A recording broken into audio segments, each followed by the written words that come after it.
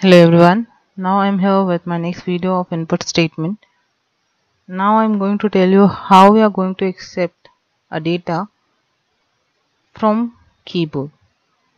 How a user can accept value from keyboard. See, in this way you can move further. I'd already told you about the function argument. The first thing to accept value from user is function argument. Second one is command line argument. And the third one is buffer reader class, and the fourth one is scanner class. Right now we are going to study about buffer reader class. These are the four ways through which we are going to accept a data as input from user. And then we are moving further with our next slide. Few things we are going to use again and again. That's why I'm going to tell you about that. Input statement required two classes to deal with console devices. Actually, when we are accepting data from user, we required two things. One is keyboard to accept data, and one is monitor to display data. Means input output devices is required. And input devices and output devices are basically going to deal with some classes. That class is going to manage these devices. That classes are already present inside java.lang package. Two classes were required to deal with input output devices. For input devices, system.in is required. For output device, system.out is required. System is basically a class, predefined class, which is present inside java.lang package, which is used to deal with console devices. In is a predefined object of system class used to accept value from keyboard. Out is also a predefined object of a system class which is used to deal with outputs and used to display that output in monitor. You had already used this system.out when you are using system.out.println. Println is a function which is present inside system.out. That's why we are writing system.out.println. Dot allow us, or we can say grant us permission to visit a particular function of a class. See, the next one, input statement required few more classes to deal with input output devices. A few more classes are going to do our work to accept a data from user.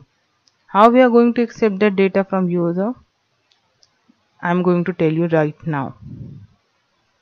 Input statement basically required one package, that is java.io. IO means input output. Input output related everything is present inside java.io package. Basically we are going to use three classes, that is java.io, three classes of java.io package. Three classes name is input stream reader, buffer reader, IO exception. Three classes we are going to use. I'm going to tell you about first class. First class is input stream reader. See, these classes are the predefined classes in Java, and one more thing you have to remember about it, that predefined classes always written completely. Each word first letter should be capital. See, in input I is capital, stream S is capital, reader R is capital. Both were combined together to form a one word. Three words were combined together to form one word, each word having first letter capital. These are the rules of Java predefined classes. That's why I've written it as a predefined class used to deal with input values entered by the keyboard and stored it inside the buffer. Buffer is a temporary memory. See, first of all, what is buffer? Buffer is a temporary memory which is used to increase our execution speed, computer execution speed, because sometime we require some more person to do the task, so that a task can be completed in few minutes. If one person is going to do a task, maybe it require more time. If 2 or 3 persons going to do that task, combine with the help of each other, they are going to operate that task. Maybe that task works in either way, or maybe it required less time comparatively of one person timing. The same way, buffer is allotted some memory so that this memory is going to be used, and that time some other devices were free to do their work. When we are pressing some keys of a keyboard, the data is going to be transferred from one place to another. When it travels from one place to another, that another place is buffer. When we are providing input from keyboard, it moves towards buffer, and buffer is going to store it in line by line. But the moving of data is going to be read by input stream reader, because meaning of stream is flow of data. Meaning of stream is flow of data. Meaning of input stream reader is a reader going to read a flow of data during input. When we are entering some input from keyboard, input stream reader is going to read that data and going to place that data inside a buffer temporary memory so that the execution speed will be raised. And the syntax of writing it, because it is a class, that's why we have to create an object of that class. See, syntax input stream reader read equals to new input stream reader system.in. System.in is used to accept data from keyboard. An input stream reader is going to read that data and place that data inside buffer. This is the role of input stream reader, the first class of java.io. Then we are moving further with the second class, that is buffered reader. See, buffer reader is also a predefined class which is used to read data from buffer. We had already stored data inside buffer temporary memory. Who stored that data inside buffer temporary memory? Input stream reader. System.in is going to read that data for us from keyboard, and input stream reader is going to read that data and place it into buffer, and buffer reader is going to read that data from buffer one by one at a time in the form of string. Always remember, Java accepts everything in the form of string only, and read the data from buffer line by line in the form of string. Just remember that. The buffer reader is also a class, that's why we have to create object of that class. That's why I written buffer reader. See, buffer reader in is equals to new buffer reader. In is object of buffer reader class, and read is object of input stream reader class, because input stream reader placed everything inside buffer. That's why we have to take permission from input stream reader class. Input stream reader class is just an outer sketch. Object of that class provide us permission so that we can visit it. The object of that class is read. Read is going to provide us permission so that the buffer reader is going to read that buffer line by line. And in is an object of buffer reader class because every class have to create an object so that a class works. Otherwise this is not going to work. A class always works when object is created. That's why we have to create object of buffer reader class in the form of in. And I've written in because in is short form of input. And then the next class we are having IO exception. We are going to use three classes. One is input stream reader, second one is buffer reader, and third one is in IO exception. IO exception, the name itself says input output exception. Input output exception is a predefined class used to deal with exceptions occurs in our program. The same way error also occurs in our program. Sometimes exceptions occur in our program what the system is not expecting from us. Few things occurs when the system is not expecting it from us. That is exception. Then see.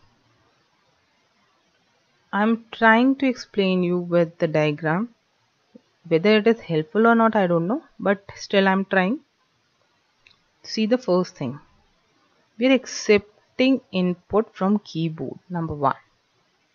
The first thing what we are doing, we are accepting input from keyboard. Then the second one, see. Who is going to accept that data from keyboard? That one is system.in, the second number. System.in is going to read that data from keyboard.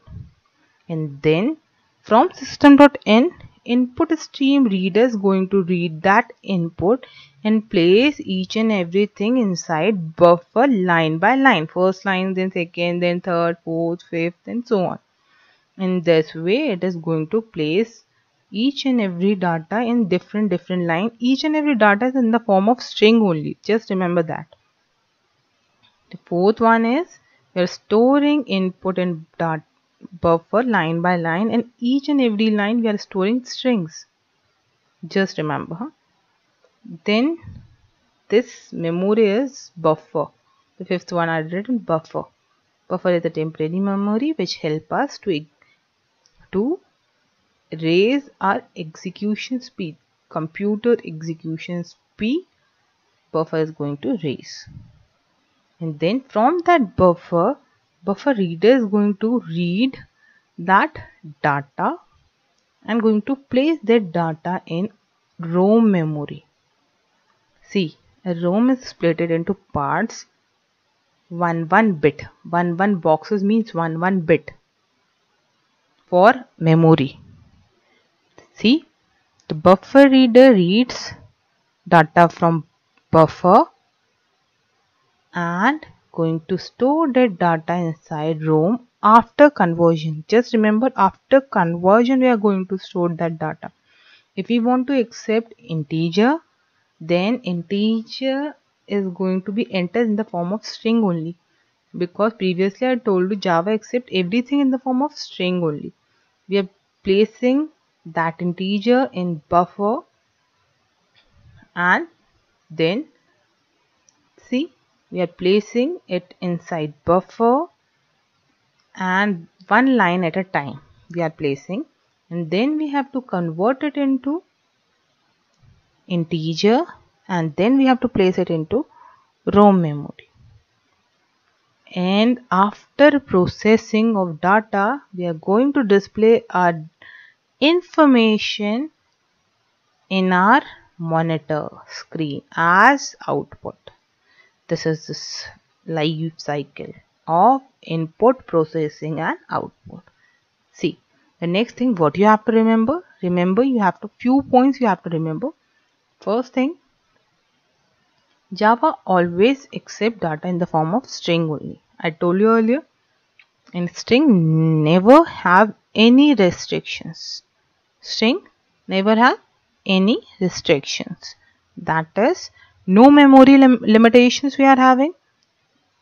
No memory limitations mean any number of bits and bytes we can store, and then accept any number of characters, because memory limitation is not there, that's why we can accept any number of characters, and any number of characters except any character and any number of character. Any character means it may be a dash, full stop, question mark, comma, double quotes, alphabets, digits, anything, space and all. Any character and any number of character. No limitations. But it doesn't make any sense that we are always going to deal with string only. No. Sometimes we required integer, sometimes we required float, sometimes we required long, sometimes we required double, and so on.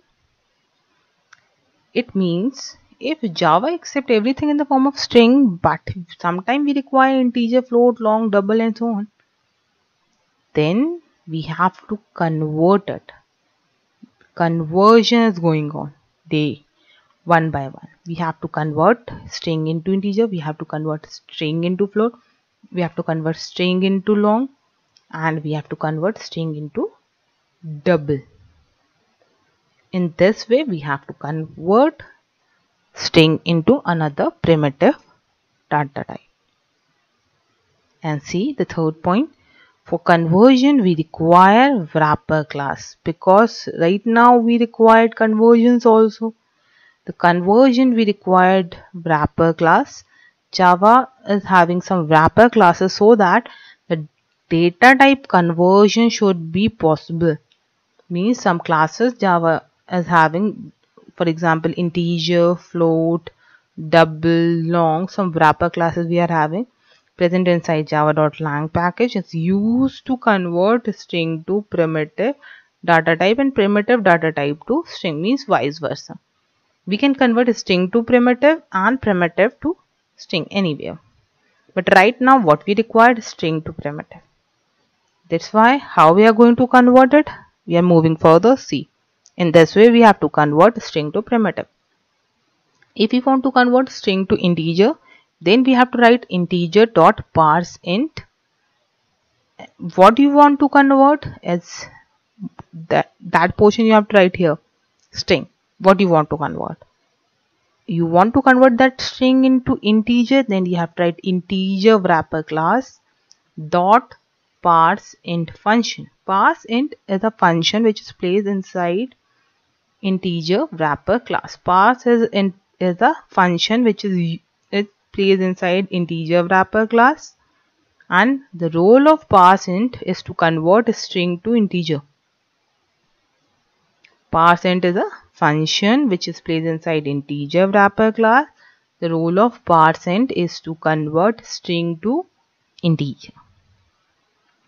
The same way, if we want to convert string to long, then we have to use long wrapper class. Parse long is a function which is present inside long wrapper class, and the role of parse long is to convert string to long. String to long. You have to remember that. The same way float, if you want to convert string to float, then we have to use float wrapper class. Parse float is a function which is placed in float wrapper class. The role of parse float is to convert string to float. The same way we are having double also. If we want to convert string to double, then what we have to do? Just remember, double is a wrapper class and we have to use the parse double function which is present inside double wrapper class, and we have to convert string to double, then parse double help us to convert string to double wrapper class. These are the way of writing of conversion of string to primitive. Sometime if we want to store string, then we can write in dot read line, just in dot read line. And if we want to accept character, then we have to write in bracket char in dot read. It is already present in your book. If you want to use, you can use. See, this is the basic structure of your program. Now you have to use this. In this way you have to write your program.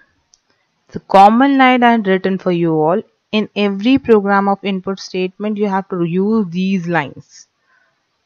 Remember that. The first line is comment. Why you are creating this program, you have to write the main purpose of that program. Then import java.io.asterisk. Java.io.asterisk is used. Import is used to include package in our program. Java.io contains classes and asterisk is used to include all classes in our program. We can write any class name here. Public class name, public static void main, string args we had written already. These things we had already know, and few new things you are having, that is throws. Throws is a keyword which is used to throw input output exception. I already told you what is input output exception. Sometime when we are running our program, some error we are having, some human mistakes, because of some human mistakes system is having some problems, that is exception for the system, and for that we have to throw exceptions. So many exceptions together we can throw. And then we are having input stream reader, read equals to new input stream reader system.in. We have to write it.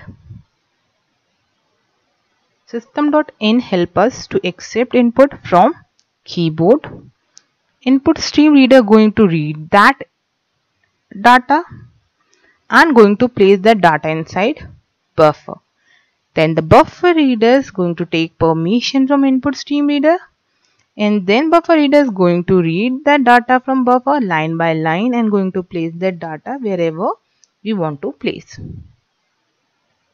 And then we have to write our logic part. This is a common thing what we are having in input statement. Every program you have to write this much, and then your logic part start. Then I am having some example for you all. I had created few example for you all so that you can able to understand what I want to say. See, one question is, a shopkeeper offers 30% discount on purchasing of articles, whereas other shopkeeper offer us two successive discount. Means first is 20%, another one is 10% for purchasing of same article.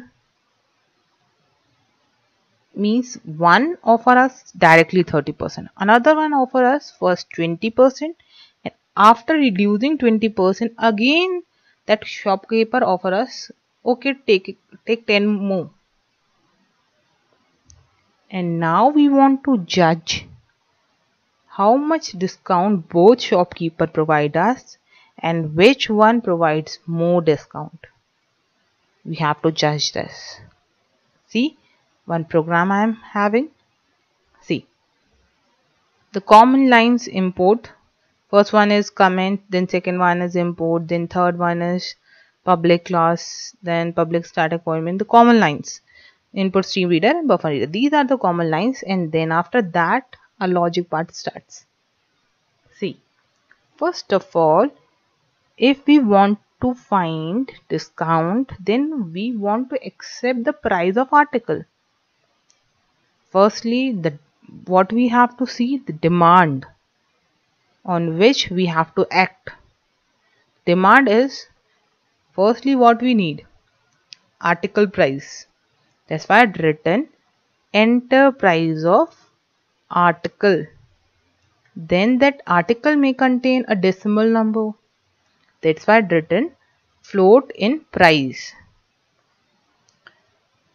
price and float, sorry. And the price and float I am accepting. See, I'd written float dot parse float. I'd already told you if we want to convert a string into float, then we have to write this line, and in dot read line we are using so that we can convert the string into float. In dot read line means read, you know meaning of read, and line you already know. Both are combined together so that it indicates we are reading one line. In indicates is the object of buffer, and we are reading one line of a buffer, and I told you earlier buffer contain everything in the form of string. We are reading a string and we want to convert that string into float. Then we have to use float.parseFloat. This line we have to use. Then we are having one price with us, and in this price we want to know how much discount we are getting. For finding the discount, it is 30%. Just remember, when we are finding percent, then we have to divide it with 100. 30% means 30 divided by 100. What we want to know? 30% of price. That's why I had written price into 30 upon 100. Now we are having discount of first shopkeeper. That's why I had written dis FS. Discount of first shopkeeper. Dis is discount, F is first, and S is shopkeeper. Discount of first shopkeeper. And I'm writing it here. 30% discount given by first shopkeeper, that is dis FS. After that, I want to find the discount of second shopkeeper on the same article. See, the first shopkeeper provides us 20% discount. That's why I'd written price into 20 upon 100 means discount number 1. If, for example, if price of an article is 1000 rupees, the 20% of 1000 rupees is 200. Means we are getting 200 rupees as discount. And after that, we are subtracting the discount from price, means 1000 minus 200. 1000 minus 200 is 800. And then again shopkeeper told us that okay, so madam, take one more discount as 10%. Means right now article is having a price 800, and again shopkeeper says that okay, take 10% more. Means price is 800 into 10 upon 100 means now our discount what we are getting maybe approx 80 rupees. Means total discount what we are having, discount 1 is 200, discount 2 is 80, means 280. And here what we are getting directly means 1000 into 30 upon 100 means directly 300 rupees we are getting as discount. Here we are getting 280. Means who is providing us the more discount? The first one. That's why I written the second discount, 20 and 10% successive discount given by the second shopkeeper. That's why I written this. I'd already added both the discount together in and keeping it in this SS. Means discount of second shopkeeper. This means discount, S means shopkeeper, again S is second shopkeeper. First S is second and S is next S is shopkeeper. And now we are checking whether the first shopkeeper has given us more discount or second one. If written discount of first shopkeeper is smaller than discount of second shopkeeper, means second one is providing us more discount. And if the discount of first shopkeeper is more, then first shopkeeper provides us more discount. That's why I'm using if else. In C, the output, if the article price is 500, the 30% discount is 150 rupees. And if the second shopkeeper provides us a discount, then the discount is 140 rupees. Who is providing us more discount? The first shopkeeper. In this way, you have to create your own programs. Do that, and all these things come in your exams. Do prepare for that. If you have any doubt, then ask. Goodbye and good luck.